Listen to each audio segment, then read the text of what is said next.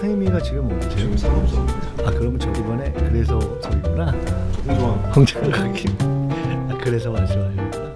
법적으로만 따져서 법에 안 맞는 건 없는 거예요. 도리어 전문 회계사한테 그 의뢰했기 때문에 이름이 민주공대예요.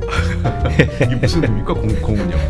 민주연의 공부하는 대담. 아 재미네요. 네. 교육 자료를 정책적인 거를 좀 풀어서. 근데 이게 좀 재밌어야지 이게 사람들이 그러니까 이게 지루하면 안 들어서 재미없는데 계속하면 꼰대 소리 듣습니다. 재밌게 말씀해 주셔야 돼요. 쉽게 숫자, 예산 이런 거 다 까다로운 건데 공부는 해야 되고 아 이거 참 큰일 났네.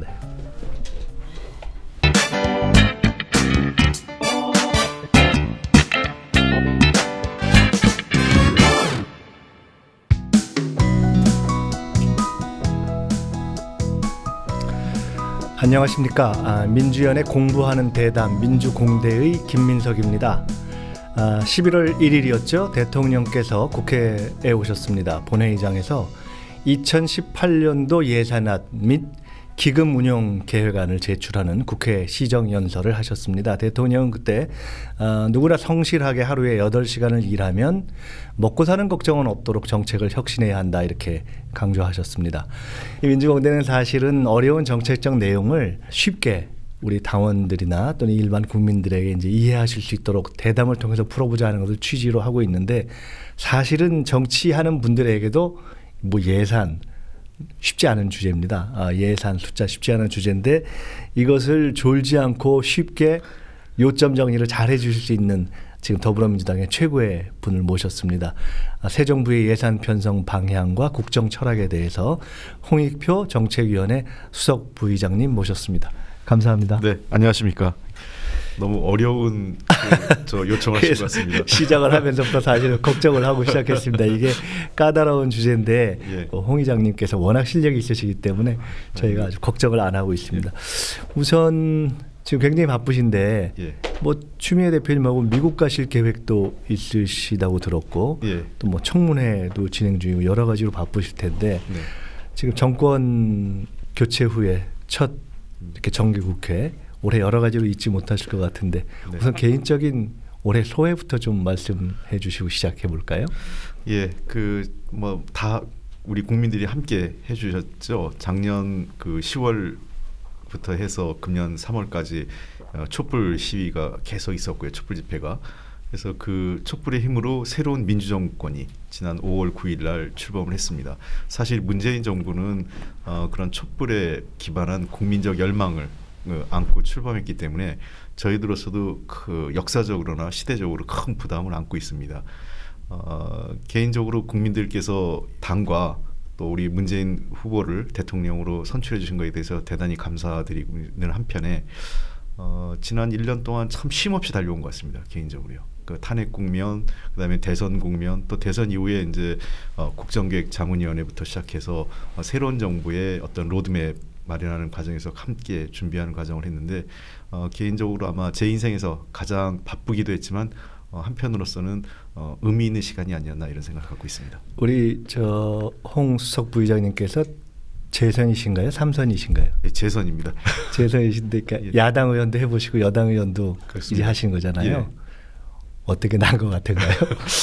글쎄요, 뭐 그 개인적으로 뭐 우리가 흔히 국회에서 뭐 약간 농담 비슷하게 하는 게 국회의원은 야당 때가 이제 그 제일 좋다, 해볼 만하다 이런 말씀을 하는데 각각의 차이는 있는 것 같습니다. 야당 때는 정말 좀 더 국정에 대해서 정권에 대한 견제와 비판을 좀 날카롭게 해야 되는 그런 부담이 있는가 하면 여당이 되면 또 다른 측면, 그러니까 기본적으로 국회라는 거는 정부를 견제하는 역할이 있는데 그걸 기반으로 해서 그 정부와 그 대통령과 함께 책임을 함께 지는 그 역할을 해야 되는 것 같습니다. 그래서 이번 국정감사 때 저희들이 참 어려웠던 게 한편으로는 지난 이명박 박근혜 정부의 문제점을 비판하는 야당의 역할이 그에 대해서는 꼭 야당 의원 같이 그렇죠. 하시고 그렇게 해야 네. 되고 또 한편으로는 부당한 문재인 정부에 대한 비판이라든지 또는 문재인 정부의 정책에 대해서 야당 측의 공세에 대해서도 우리가 또 방어하고 또 우리가 국정과제가 효율적으로 진행될 수 있도록 해야 되는 측면에서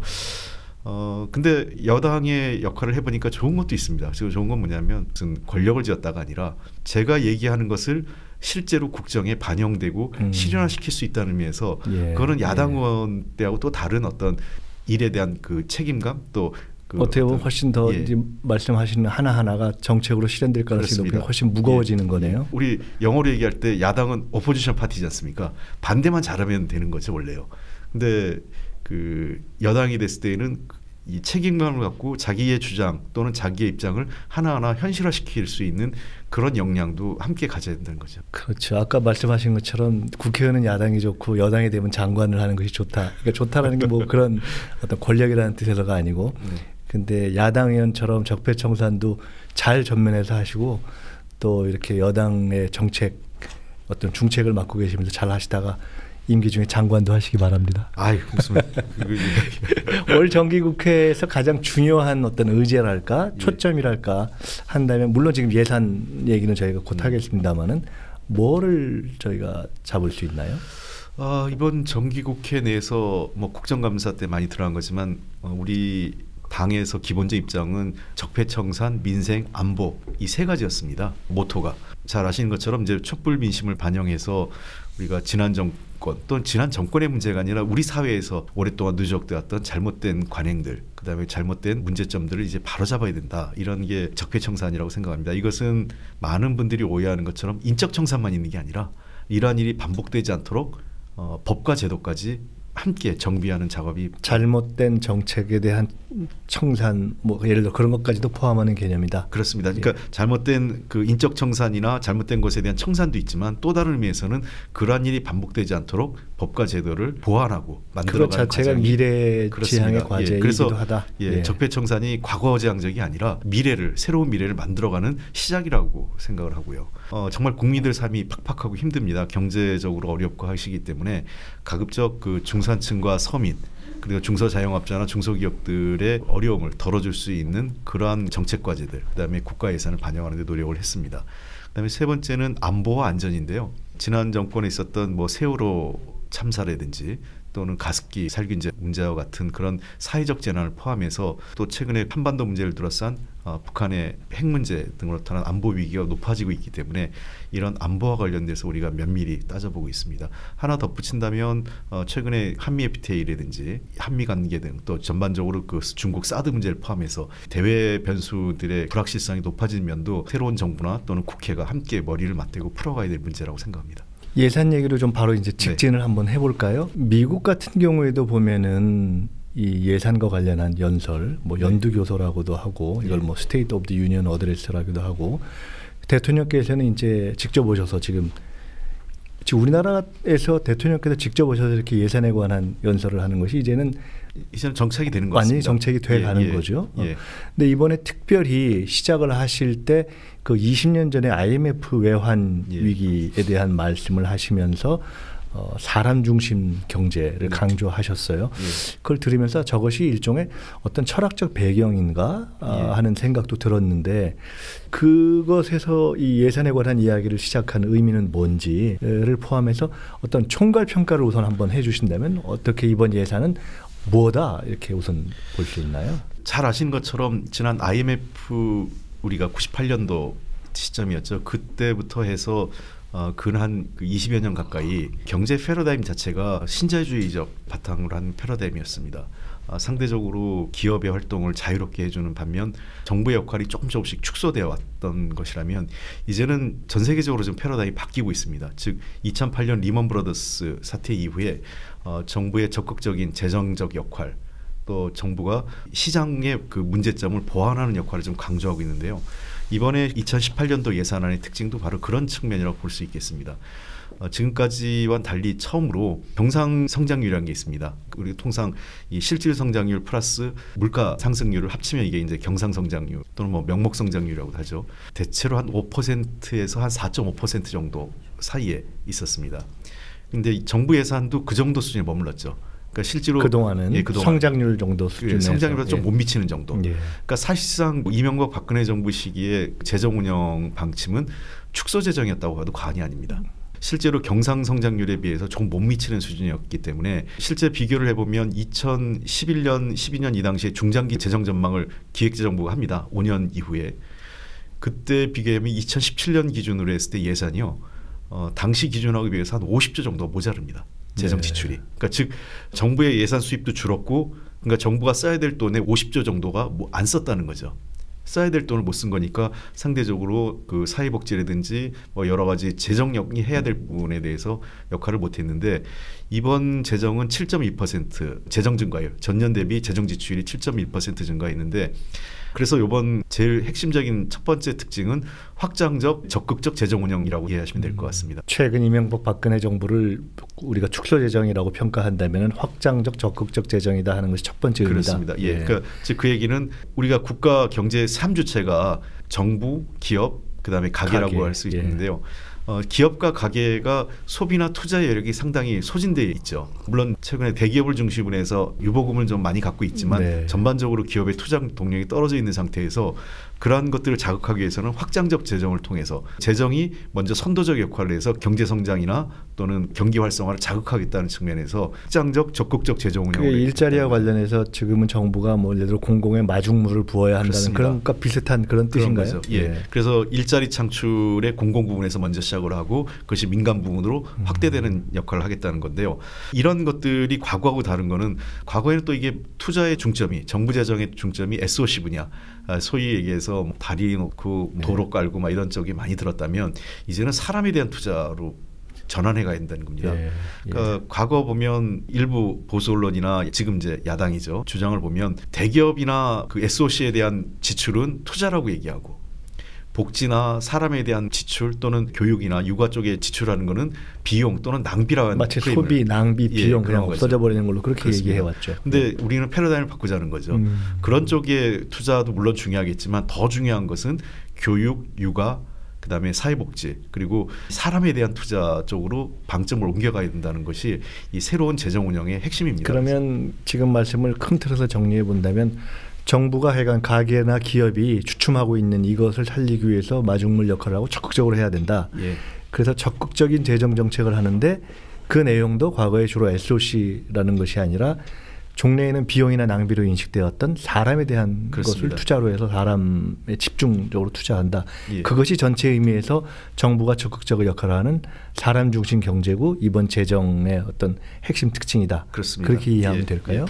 그러면 이제 조금 세부안으로 들어가 보죠. 우선 제일 관심 있고 또 대통령께서 이 정부가 시작한 이후에 가장 강조했던 게 역시 일자리 아니겠습니까?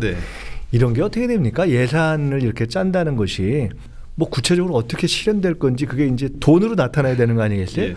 그럼 일자리와 관련해서는 어떤 예산이 작용을 하는 거죠? 어떻게 반영이 됐나요?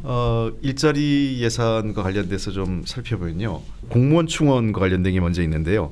이게 근데 공무원 충원이라고 이제 우리가 좀 얘기해야 되는 게 공무원 늘린다. 야당에서 이런 프레임을 걸어오지 않습니까? 이건 좀 저희가 동의하기 어려운 건데요. 자유한국당에서는 뭐 막대한 재정적 부담, 향후 30년간 뭐 재정 부담이 늘 거다 이런 주장을 하는데 이건 사실관계가 아닙니다. 요번 충원하는 거는 주로 이제 경찰, 소방, 그다음에 사회복지사, 군 부사관 이 정도의 중심이 맞춰져 있습니다. 근데 이런 인력들의 대부분은 사실 법정 정원에 지금 미달돼 있습니다.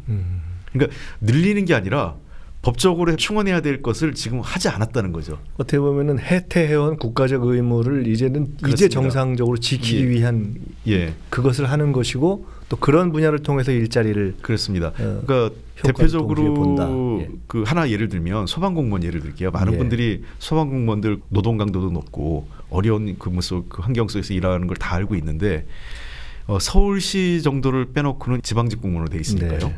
3교대가 안 되고 있습니다. 3교대가 안 된다. 법적으로는 3교대를 해야 되는데 인력 충원이 안 되다 보니까 거의 대부분의 자치단체에서 재정의 운영의 어려움으로 인해서 2교대 거의 막교대를 하고 있는 상황이죠. 그러다 보니까 과로의 출동 인력이 부족해서 희생으로 이루어지는 경우도 있고요. 충분한 인원이 출동을 해야 되는데 그래서 이번 18년부터는 이런 민생 현장 즉 그 여러분이 알고 계시는 갑질하는 공무원이 아니라 실제로 민생 현장에서 우리를 도와주는 그렇습니다. 그런 의미의 예. 법적으로 그만큼 있었어야 할 공무원을 충원하는 쪽. 그렇습니다. 예. 충원도 아니고 보강이라고 봐야 되나? 하여간 예. 그것의 예산이 1차적이군요. 그러니까 복지 또는 안전, 네, 복지 안전 분야, 이 분야에 우선적으로 좀 충원을 하고 있습니다. 그래서 앞으로 17만 4천 명을 이제 임기 내에 5년 동안 충원 단계적으로 이제 확충해 가는데요. 우리나라 지금 인건비가 재정에서 차지하는 비율이 한 8%입니다. 예. 근데 자유한국당이나 일부 야당에서 뭐 과도한 재정 부담이다 하는데 저희는 기획재정부나 국회 예정처에서 확보한 자료에 의하면 앞으로도 충분하게 이 8% 수준으로 인건비를 유지할 수 있다는 겁니다. 네, 그 정도면 대략 적정. 그런 거죠. 예. 예. 그래서 단기적으로 한 2030년 그때까지는 조금 더 인건비가 좀 상승하는데 한 9% 정도로 다시 하락하는 이유는 자연 인구 감소율이라는 게 있습니다. 네, 네. 제일 많이 그 태어났던 시기가 이제 58년생들이 지금 정년에서 좀 물러나고 있고요. 또 에코붐 세대라고 해서 60년대 후반에서 70년대 초반에 인구 증가율이 늘었던 세대가 있는데 그 세대가 또 한 10년 후에는 퇴직하게 되는 거죠. 그런 것들을 감안하면 전체적으로 공무원 숫자는 그런 자연 증가율까지 감안하면 이렇게 인력 충원을 적극적으로 한다 하더라도 전체적으로 한 8% 수준에서 네. 인건비를 관리할 수 있다고 봅니다. 여전히 그 제가 분명히 말씀드린 거는 우리나라의 공무원 수는요 선진국 수준에 비해서 매우 적습니다. OECD 대비해서 한 70% 안팎에 불과하기 때문에. 그러면 지금 이제 제일 첫째로 강조된 일자리와 관련한 예산은 그렇게 꼭 필요한 민생 복지 안전 분야의 공무원을 이제 정상화시키는. 예. 그 정원을 좀 예. 그래도 모자르는데요.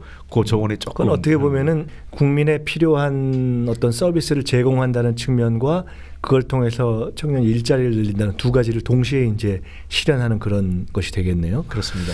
그러면 이제 그것이 있겠고 또 하나는 이게 이제 예산을 하면 결국은 국민들 입장에서는 이게 나한테 뭐가 도움이 되지? 이거 뭐 좀 나한테 와서 직접 뭐 혹은 내 지갑에 또는 내 생활에 일상에 도움되는 건 없나? 이제 이런 것들을 찾게 되지 않습니까? 예. 뭐 대표적으로 청년 학생들이 있을 수 있고 또 네. 어르신들, 노인들이 있을 예. 수 있고 또 주부들이 이제 가정생활을 하면서 그럴 수 있고 또 뭐 의료 뭐 이런 등등해서 네. 그런 일상생활과 관련된 것을 도대체 이번 예산 안에서 과거 정부와 달리 좋은 점은 뭘까? 이런 걸 몇 가지를 좀 딱 찍어주시면 좋겠는데요. 그 제가 몇 가지만 좀 말씀드리는데요. 네. 가장 재정에서 핵심적인 것 중에 하나가 최저임금 관련된 재정적 네. 문제가 있습니다. 최저임금이 내년에 인상되지 않습니까? 16.7%가 예. 지금 인상이 되는데 뭐 중소기업에서는 걱정한다는 소리도 나오고. 중소기업이나 이제 자영업자 하는 분들이 예. 많이 걱정을 하셔가지고 우리는 이제 이분들에 대한 단기적으로 최저임금 상승에 대한 부담을 정부가 직접적으로 지원하겠다. 네. 그래서 고용안정기금을 한 3조 원을 지금 편성을 했습니다.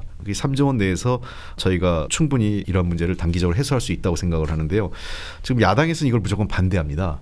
근데 잘 아시는 것처럼 최저임금위원회에서 최저임금을 지금 상승을 했긴 했는데 이 부분을 정부가 지원하지 않는다면 큰 충격이 현장에 큰 있겠죠. 문제가 생기겠죠. 네. 그러면 최저임금위원회의 인상을 수용하지 않거나 인상하지 않거나 해야 되는데 실제로 우리가 소득주도 성장이라고 할 때 아주 하층에 있는 경제적으로 어려운 분들이 최저임금 인상으로 혜택을 보고 있기 때문에 이러한 분들을 위해서라도 저희가 최저임금 인상에 따른 현장 지원을 좀 해야 되겠다. 그 3조 기금 이건 굉장히 중요하네요. 그렇습니다. 그래서 최저임금으로 혜택을 받게 되는 분들과 네. 충격을 받을 수 있는 중소기업 양쪽에 대한 지원이 예. 되는 거네요. 그 그렇습니다. 기간을 이제 잘 넘기고 나면 이제 경제 전체가 조금 더 예. 이제 이렇게 안정화될 가능성을 갖게 되는 예, 것이고. 그래서 저희들 정부에서는 이번 가장 핵심적으로 이 고용안정기금 3조 원을 예, 하는데요. 예. 야당은 지금 무조건 반대하고 있습니다. 예, 그래서 근데 만약에 이걸 3조 원이 지원 안 되면 그 현장에서 매우 큰 혼란이 네, 있기 때문에 네. 저는 이 혼란을 이 야당이 방치할 건지 어떤 대책이 있는지를 갖고 반대를 해야 되지 않을까 생각합니다. 네. 실제로 문재인 정부에 대한 비판을 넘어서 중소자영업자와 중소기업이 무너지는데 정부가 아무 역할도 하지 말라는 네. 건지 저는 묻고 싶고요. 그다음에 아까 우리 원장님 말씀하신 것처럼 이 건강보험에 대한 보장성 강화입니다. 이 문재인 정부가 한 3,800여 개 비급여 항목을 전면 급여하는 그 문재인 케어 발표했지 그래서 않습니까? 문재인 케어죠. 예, 예. 예. 그래서 이제 실제로는 일상생활에서는 여기서 상당히 혜택을 많이 보게 되는 것 그렇습니다. 같아요. 이제 건강보험 보장률이 지금 한 63% 수준에서 2022년까지는 단계적으로 해서 70%까지 예. 올라가는 건데요. 많은 분들이 이거를 이제 재정의 뭐 충격이다. 아까 제가 말씀드린 똑같은 겁니다. 이 혜택을 누가 보느냐? 국민이 봅니다. 국민에 대한 지출을 낭비다 비용이다 하면 그럼 돈을 어디에 씁니까? 정부가. 실제로 이걸 통해서 나타나는 현상은 의료비 절감입니다. 저 주변에도 많은 분들이 치매 환자 한 분 생기시면 가정경제가 몰락하는 경우가 있어요. 예. 사실 말을 안 해서 그렇지 예. 저희 주변에도 그것을 자기 가정의 일로 또는 바로 한 집 옆에 일로 가꾸는 경우가 이제 굉장히 보편화 그렇습니다. 됐습니다. 예. 예. 그러니까 간병인 하느라고 일을 못 하고요. 그럼 전체적으로 소득이 줄고 비용 부담은 계속 눈덩이처럼 늘어나고 이러면서 환자 한 명 생기면 가정경제 몰락하는 경우가 있는데 더 이상 그런 일이 있으면 안 되겠다. 즉 최소한 문재인 정부에서는 아프고 몸이 불편한데 돈 때문에 치료 못 받는 그런 사회가 돼서는 안 된다라는 겁니다. 이거는 정말 가장 큰 수혜자가 바로 국민이고 특히 어려운 분일수록 혜택을 많이 본다는 측면에서 보장성 확대 문재인 케어는 저희가 최저임금과 문재인 케어 그렇습니다. 이게 당장 피부에 와닿는 거네요. 그다음에 지금까지 최근 10년 동안 야당에서 말씀드린 거는 뭐 막대하게 비용이 늘 거다 이런 비판이 있는데 건강보험료는 최근 10년 동안 3.2% 인상이 왔습니다. 평균이요. 연평균. 네. 저희는 뭐 이 연평균 한 3%만 앞으로 이런 정도 물가 상승률이나 반영해서 한다면 재정적으로 아무 문제 없다. 충분히 우리가 건강보험료에서 커버할 수 있는 수준이라고 할 수 있겠습니다. 우선 그게 가장 피부에 와닿는 부분이겠네요. 네네. 저런 건 어떻게 됩니까? 대통령께서 대선 과정에서 뭐 국민통합 말씀도 하셨고 또 여전히 지금 이제 야당 쭉 말씀하셨지만은 야당이라든가 또는 보수적인 시각을 이렇게 갖고 있는 국민들이 비판적인 눈으로 정부를 바라보고 또 정부의 예산을 바라보고 이제 이런 경우도 있습니다만은 그런 눈으로 볼 때도 전통적인 보수적 시각에서 볼 때 보통 그럴 때는 뭐 안보라든가 뭐 이런 것들을 강조하지 않습니까? 그 대목은 어떻습니까? 그 대목은 지금 이제 그 걱정하시는 대로 이 정부가 더 못합니까? 아니면 예산에서 더 발전적인 방향으로 반영이 됩니까? 아까 제가 말씀드렸지만 총 예산이 7.1% 증가했지 않습니까? 가장 많이 는 부분이 사회복지고요. 두 번째가 안보 분야입니다. 국방 관련 예산이요. 과거 정부 보면은 참여정부 시절에 연평균 국방비 증가율이 한 8%에 달했습니다. 8%. 예. 그 당시에는 GDP 대비 국방비가 한 2.9%까지 달했습니다. 거의 3% 수준에 달했는데요. 이명박 정부부터 이게 축소됩니다. 그래서 대통령 시정 연설 중에도 그게 나오는데 지난 9년간 줄었다 이렇게 말씀이 있더라고요. 그렇습니다. 그러니까 오히려 참여정부 때까지 있던 부분보다 실제로 안보했던 이명박 박근혜 정부는 더 떨어졌다는 거 아닙니까? 예, 그렇습니다. 그러니까 이 참여정부 시절에는 전시작전권 이양 등을 포함해서 우리 군의 현대화와 전력 증강에 자주국방과 현대화를 위한 준비를 했기 때문에 차근차근 했기 때문에 그런 거죠. 예산을 계속 빠르게 증가해 왔습니다. 그런데 반면에 이명박 정부 들어와서부터 단계적으로 국방비 비중이 떨어져서 5%, 4%, 박근혜 정부 들어와서 3% 수준으로 아니 근데 그러면 말로는 안보하면서 실제로 그 예산은 떨어졌고 그렇습니다. 근데 그러면 그 예산을 절감한 부분을 좋은데 그러면 써서 지금 이번에 가령 사람 중심 경제처럼 사람에 대한 투자를 늘리거나 꼭 그런 것도 아니잖아요. 그런 것도 아니죠. 그럼 그게 어디 갔죠? 그 뭐 전부 다 소위 얘기하는 그 4대강 사업이나 자원 개발에 쏟아붓게 되는 거고 박근혜 정부 들어와서는 실질적으로 축소 재정을 한 겁니다. 그러니까 결국 사람에 대한 투자도 안 하고 안보도 제대로 차근차근 이렇게 차곡차곡 쌓아가지 않으면서 축소시키거나 그냥 이런 겁니다. 보통 재정 운영의 두 가지 원칙이 하나는 경기 활성화 측면 또 하나는 재정 건전성. 그러니까 사실 이게 두 마리 토끼가 매우 어려운 건데 제일 좋은 거는 경기 활성화하면서 재정 건전성을 유지하는 거겠죠. 근데 때로는 정부가 선택을 합니다. 어떤 국면에서는 재정 건전성을 일부 포기하더라도 경제 활성화를 좀 하더라도 강력하게 밀고 나가고요. 또 어떤 때는 재정 건전성이 좀 할 때가 있는데 묘하게도 이명박 박근혜 정부 때는 경기 활성화도 실패하고 재정 건전성도 실패했다는 겁니다. 두 마리 토끼를 다 놓친 거죠. 문재인 정부에서는 우선 방점은 경기 활성화에 적극적인 재정을 하고 있는 거고 그럼에도 불구하고 재정 적자가 늘지 않도록 저희가 설계를 했습니다.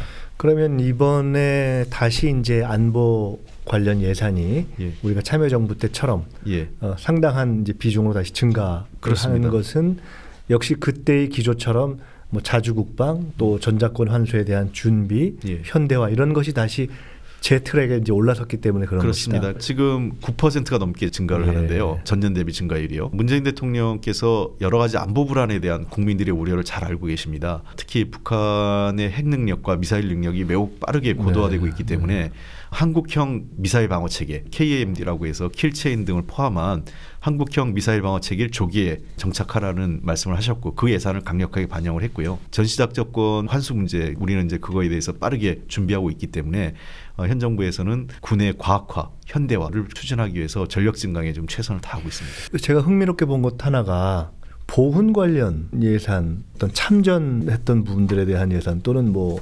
독립지사 관련한 그것이 굉장히 흥미롭던데 사실은 언제였나요? 대통령께서 그 임기 초에 무슨 연설을 하실 때 독립운동 한 분의 가족들은 적어도 3대까지는 걱정을 안 하도록 해주겠다. 그게 굉장히 그렇습니다. 귀에 이렇게 남았었어요. 독립운동을 하면 3대가 망한다는 말이 사라져야 합니다. 독립운동가들을 모시는 국가의 자세를 완전히 새롭게 하겠습니다. 최고의 존경과 예의로 보답하겠습니다.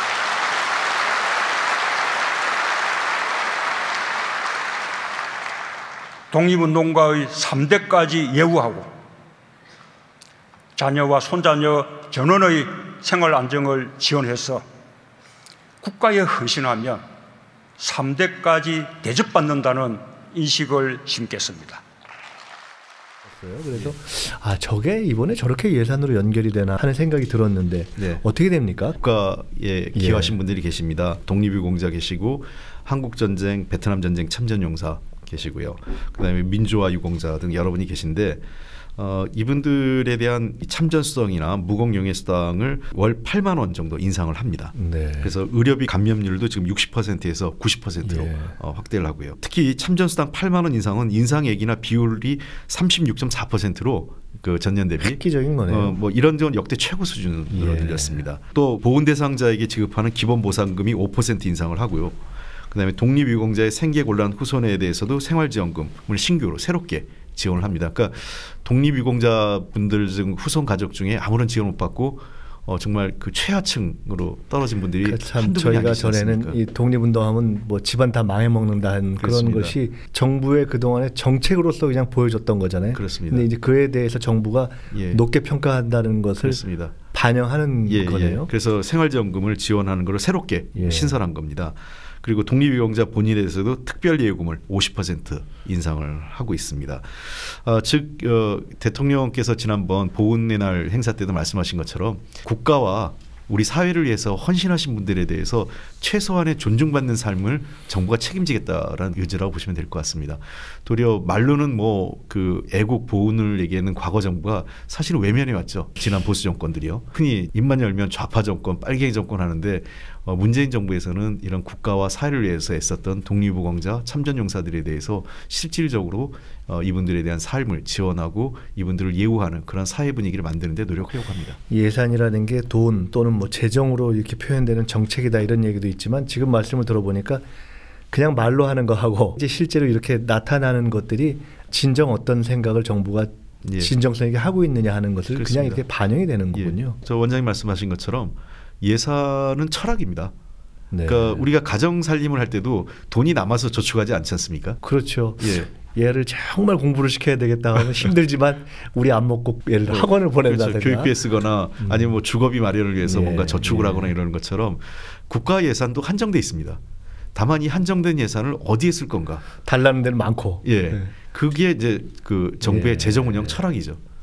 사람 중심, 또 일자리, 복지, 안보, 또 독립유공자 예를 들어 지금 강조하고 말씀하신 몇 가지만 딱 들어봐도 이게 색깔이 다른 것이구나 과거와 하는 것을 느끼게 됩니다. 그 야당이 뭐 공무원 증언에 대해서 아까 또는 최저임금 보전에 대해서 비판하고 반대하는 것 말씀해 주셨습니다. 가장 현재 반대하고 있고 또 반대할 것이라고 예상되는 대목이 있다면 뭘까요? 크게 보면 이제 두 가지인 것 같습니다. 하나는 고용안정기금 있지 않습니까? 그 3조 원에 대해서 아까 말씀하신 이 부분은 최저임금 인상에 따른 현장에서 비용을 왜 정부가 직접 지원하느냐? 시장에 맡겨야 된다. 뭐 이런 지적이 하나 있고요. 그런데 시장이 안 돌아가서 지금 그런 거 아닙니까? 그리고 두 번째 반대가 높을 게 이제 공무원 충원 문제. 그러니까 앞으로 재정 적자 이에 따른 예산 재정 부담이 눈덩이처럼 늘어날 거다. 이 두 가지인데 이 두 가지 다 아까 제가 말씀드렸지만 현실을 외면한 비판이라고 제가 말씀드린 겁니다. 그러니까 고용안정기금은 모든 정당들이 최저임금 인상 다 얘기했었습니다. 대선 때요. 수준과 속도의 차이 있었다 하더라도 최저임금 인상이 불가피하고 우리가 지금 최저임금을 높여야 되는 거에 대한 어느 정도의 사회적 합의가 있는 거죠. 그래서 최저임금 인상에 따른 사회적 충격이나 현장에서의 불안감을 정부가 재정 지원을 통해서 해소하겠다는 것은 그만큼 강력하게 소득주도의 성장을 초반에 정부가 직접적으로 마중물 역할을 하겠다는 거죠. 그러니까 이런 겁니다. 최저임금이 늘어나면 그분들이 그냥 그 돈을 갖고 있는 게 아니잖아요. 쓰겠죠. 쓰게 되는 거죠. 그러니까 정부가 3조 원이 들어가면 그 3조 원이 사라지는 게 아니라 그 3조 원은 시장에서 돈이 돌아가는 겁니다. 그러니까 기업은 돈을 쌓아놓고 뭐 이렇게 하지만 지금 뭐 대기업들은 특히나 최저임금 인상의 혜택을 받는 분들이나 이런 부분은 생기는 대로 우선 쓰겠죠. 그렇습니다. 이게 적절한 예인지 모르겠지만 그분들이 조금 늘어나서 그 선술집에 가서 소주 한 잔을 하더라도 그건 자영업자들한테도 혜택이 돌아가는 거죠. 그분들이 최저임금 좀 인상됐다고 어디 비싼 강남에 그런 술집을 가시겠습니까? 자기가 살던 동네 인근의 그런 술집에서 식사도 하고 경제를 살리는 선순환의 마중물이라는 게 그런 뜻일 수 있겠네요. 그러니까 그 돈이 아까 제가 얘기한 비용이나 그냥 낭비가 아니라 그 비용은 사회적으로 제일 어려운 최하층, 그다음에 최저임금 계층, 또 더불어서 그분들이 소비하는 그런 어떤 상가 권에서 이 돈이 소비가 되고 돌게 되는 거죠. 그래서 이 마중물 역할이고 투자라고 제가 말씀드립니다. 말씀 중에 생각나는데 사실은 그런 소득주도 성장이라든가 최저임금 인상을 어떤 정책 수단으로 하는 거는 박근혜 정부 때도 최경환 부총리가 말은 필요하다고 하려고는 또는 해야 된다고 하고 실제로 안 했던 거 아닙니까? 그게 결국 철학과 의지가 부족해서 그랬던. 그러니까 말 따루 속 따루가 있는 건데요. 그때도 적극적 재정 운영 뭐 이렇게 말은 좀 했는데 실제로 한 게 없었죠. 그때 뭐 한국형 확장형 재정을 하겠다는 했지만 결국 뭘 했냐? 빚내서 집 사라밖에 안 한 거죠. 그러면 어떤 의미에서는 이건 여야의 문제, 뭐 보수 진보의 문제가 아니고 현재의 야당도 이것이 필요하다고 인정한 또 세계적으로도 이런 추세로 가고 있는 그런 것을 이제 이 정부가 진행하고 있는 것에 대해서 그냥 반대하는 것이다 이렇게 봐야 되는 거네요. 하나 더 빚진다면 공무원 증가율은 아까 이미 제가 설명드렸죠. 8% 수준에서 공무원 인건비 재정 부담이 그 정도 선에서 유지되기 때문에 결코 일부 야당에서 주장하는 것처럼 수백 조가 소요되는 그러한 근거를 갖고 비판하는 건 잘못됐다 이렇게 생각하십니다. 재정 건전성에 대해서는 그럼에도 불구하고 크게 걱정할 일은 없을까요? 재정 건전성 지금 우리나라가 GDP 대비 부채 비율이 한 40% 정도 수준이거든요. 저희가 지금 비교하면 2025년 30년 때까지도 한 40%에서 41% 정도가 유지될 거로 보고 있습니다. 전반적으로 OECD에서 한국 경제에 대한 리포트를 보면 한국 경제의 재정 건전성은 뭐 여전히 비교적 안정적이고 안정적이고 도리어 재정이 적극적인 역할을 할 수 있는 여력을 갖고 있다라는 분석을 하고 있습니다. 제가 재밌는 비유를 하는데요. 많은 사람들이 지금 재정 건전성을 극단적으로 강조하는데 정부의 부채는 늘 늡니다. 항상. 분자 분모 관계를 보셔야 되는데요. 정부 총 재정 규모는 줄어든 나라가 없습니다. 다만 재정 건전성이 좋아지냐 나빠지느냐는 분모가 커지냐는 거죠. 그러니까 예를 들면 GDP 대비 국가 부채이기 때문에 국가의 빚보다 경제 규모가 빠르게 늘면 재정 건전성은 좋아지는 겁니다. 그렇기 때문에 제가 말씀드린 것처럼 재정의 적극적인 역할을 통해서 경기 활성화하고 이 시점에 경제를 어떻게 살리고 특히 서민 경제를 살리느냐의 관점에서 그 부분 분모를 키우는데 정책의 방점을 높인다면 재정 건전성은 따라서 좋아지거나 더 이상 악화되지 않는다는 거죠. 이번에 이제 예산의 구체적인 내용에 대해서는 사실 이제 몇 가지 중요한 부분을 짚어주신 것 같습니다. 근데 그 내용과는 또 별도로 조금 색다른 말씀을 또 하나 하셨어요. 그러니까 지방자치단체에서는 뭐 그다음에 진행됐던 것인데 국민 참여 예산 이번에 중앙정부 예산에서 실험해 본다, 뭐 시행해 본다는 그런 말씀을 하셨습니다. 그건 구체적으로 뭔가요? 이거는 지금 가장 모범적으로 활용하고 있는 자치단체가 서울시입니다. 이제 박원순 시장이 자치구별로 주민참여 예산이라고 해서요. 주민들이 스스로 해서 이런 사업을 제안하고 많은 주민들이 선택하는 거에 대해서 예산을 구청에서 배분하고 있는데요. 동일하게 이 선택이나 이런 거를 정부가 일방적으로 하는 게 아니라 쌍방향이 되는 거죠. 사실 지방자치의 중심은 누구겠습니까?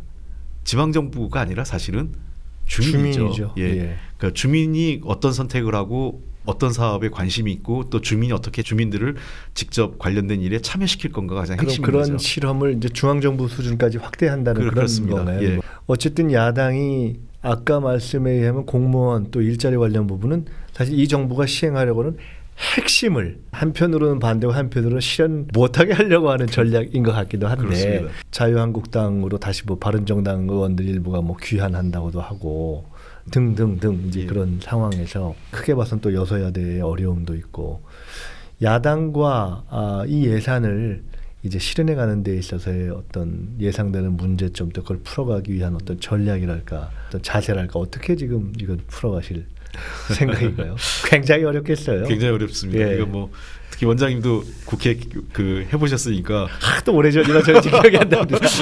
네, 이 국회에서 논의는 의원들 한 명 설득하는 게 예. 매우 어려운 과정인데요. 특히나 어려운 거는 야당의 대표분들이 과거 대선 때 했던 분들이 너무 빨리 복귀를 하셔가지고 2라운드처럼 네. 그런 느낌이 듭니다. 그러니까 그러다 보니까 정부에 대한 이 허니문 기간이 거의 없는 상태에서 통상 첫 번째 1년 차 예산 정도는 관용적 입장을 취해주는 게 일반적인데 이번에는 특히나 문재인 정부 예산에 대해서 굉장히 엄격한 기준을 갖고 지금 야당들이 대하고 있습니다. 그래서 그런 측면에서 여소야대 국면이죠. 어쨌든 이합 집산이 어떻게 되든 간에 우리 당이 가지고 있는 의석 비율은 한 40% 수준이고 60%는 우리 당이 아니기 때문에 이 교섭단체가 아닌 이제 정의당 같은 경우는 상대적으로 우리 입장에 대해서 우호적으로 하고 국민의당 같은 경우는 좀 왔다 갔다 하는 경우가 네. 있는데 그래도 국민의당하고 협력하고 같이 논의해 볼 만한 여지가 가장 넓은 거고요. 자유한국당이 이제 가장 강력하게 반대를 하고 있습니다. 그래서 국회 내에서 우선은 뭐 예결이나 해당 상임위를 중심으로 해서 또 원내 지도부 등이 나서서 사실관계에 기초해서 이제 그 설득을 하는 그다음에 어차피 예산이나 법안 이런 과정에서는 약간의 주고받기 뭐 그거를 뭐 국민들께서 너무 부정적 시각으로 볼 필요는 없고요. 정치에서는 어쩔 수 없이 네. 자기가 원하는 것은 하려면 상대가 원하는 것도 네. 일부 양보를 해야 되는 측면이 있기 때문에 그런 과정 속에서 우리가 얼만큼 우리 것을 지키면서 손실을 최소화할 거냐 그런 전략이 하나 필요한 것 같고요. 국회 전략은. 네. 그리고 두 번째는 단순하게 여소야되기 때문에 국회만 의존하는 게 아니라 조금 더 국민들에게 내용을 좀 상세하게 설명을 드릴 필요가 네. 있다고 생각을 네. 합니다. 즉 결국은 정치라는 게 국민적 지지와 여론을 통해서 상대 입장을 설득하기도 하고 상대에게 양보를 얻어내는 거 아니겠습니까?